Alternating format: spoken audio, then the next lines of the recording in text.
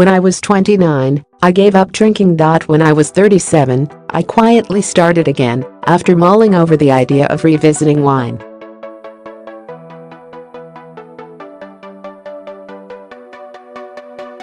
One night, without any pre-planning, I ordered a glass of Malbec while I was out to dinner with a friend.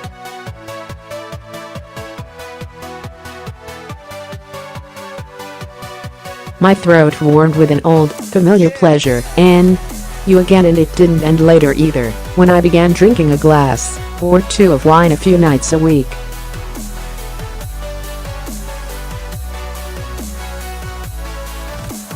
In the past, I'd developed a long and complex history with alcohol. I began drinking socially in high school, but my habit took off in college.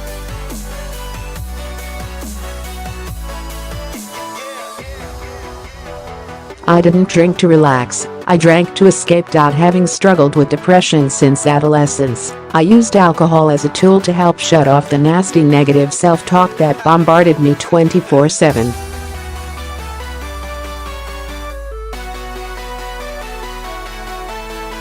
My then therapist helped me recognize that self-talk is anxiety and self-loathing.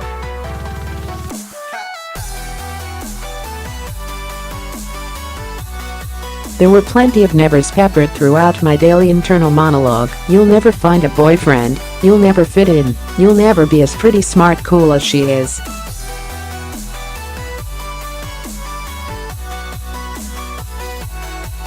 Having a few shots of Goldschlager, ugh, why did we make such disgusting choices in college, offered delectable blips of freedom from the insecurities that had haunted me for so long.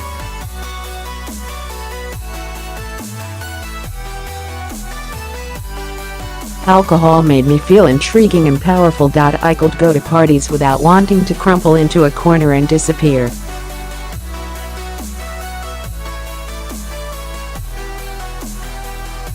But the alcohol wasn't expelling my darkness, it was only masking it. My fears were still there beneath the surface, and throughout my 20s they manifested in murkier, more embarrassing behaviors.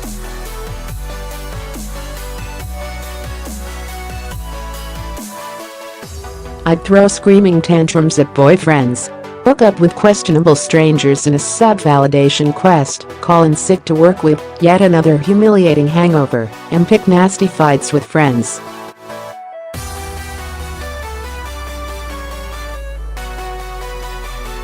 One day, it became too much, so I stopped drinking altogether.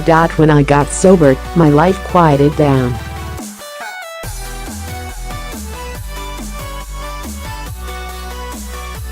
But then, eventually, I felt ready to try that glass of wine at dinner. Findings from the National Epidemiological Survey on Alcohol and Related Conditions, which polled 43,000 Americans between 2001 to 2002, suggest that many people recover from alcohol dependence, and a considerable number of people appear to recover without professional intervention, writes Raul Catano, M.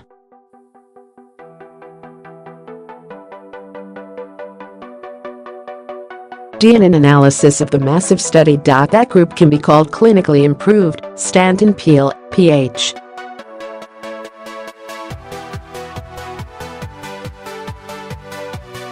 D. A psychologist and author who has been studying the phenomenon of natural recovery, overcoming an addiction on one's own, without treatment, for 35 years, tells Elf.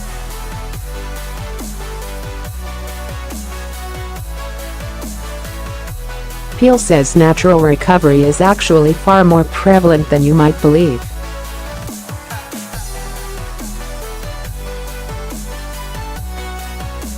This phenomenon can be at least partially attributed to simply growing up, or maturing out of a behavior. As people grow older, their lives become fuller, and their responsibilities broaden.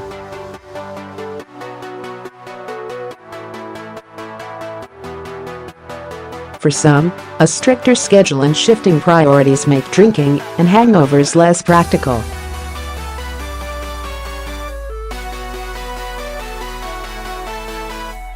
Still, most of what we know about alcoholism and addiction is from the people who show up and identify themselves that way in Alcoholics Anonymous, AA, and in treatment programs.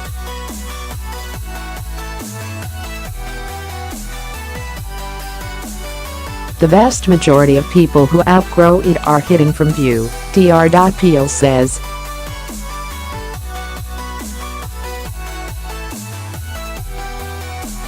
You can't ask your doctor for a simple conclusive blood test to diagnose alcoholism or addiction.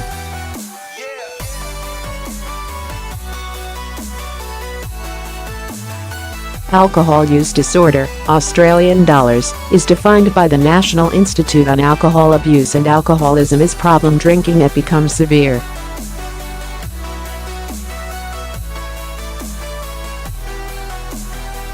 An official diagnosis of Australian dollars, per the Diagnostic and Statistical Manual of Mental Disorders, DSM, can be mild, moderate, or severe, depending on the number of symptoms experienced in the past year.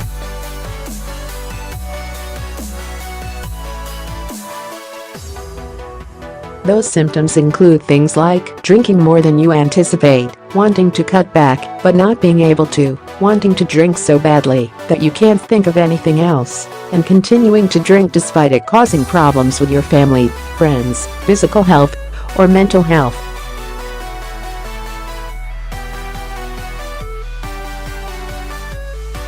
Most medical establishments subscribe to the brain disease model of addiction, including the National Institute on Drug Abuse, which describes alcoholism as a chronic, relapsing brain disease.